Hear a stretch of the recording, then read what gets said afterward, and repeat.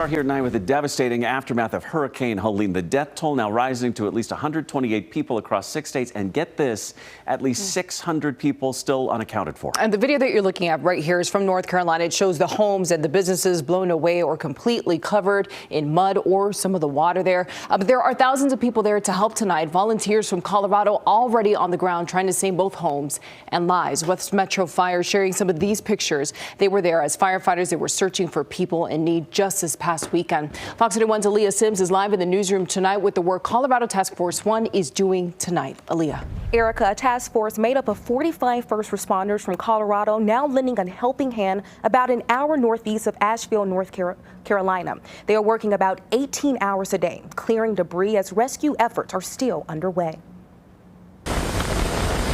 Days after landfall, millions of people are still reeling from the heartbreak left behind by Hurricane Helene. There is a long path of damage from this one that is really historical. The devastation spreading not just to Florida, but also the Carolinas, where the Colorado Task Force 1 is now on the ground. With no internet or cell service, it's been challenging making communication to the team. We utilized sat phones this morning to have about a 5-minute briefing. There's no power where they stayed last night. Was in a church with no power, no water. Bob Omi, who helps oversee the task force, says right now the team is in Marion, about an hour northeast of Asheville, North Carolina. Searching in an area called Crooked Creek.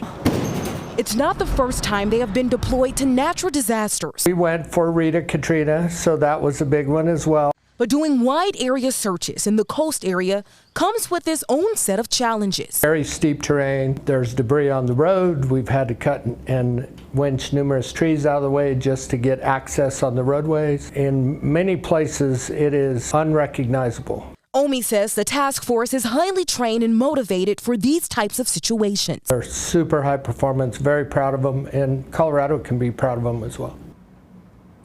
And I just checked in with the program manager who tells me they're about to jump on another call with the task force through sat phones to get an update. He, like many others, expects the recovery process to take years and encourages people to donate to Red Cross to help those affected.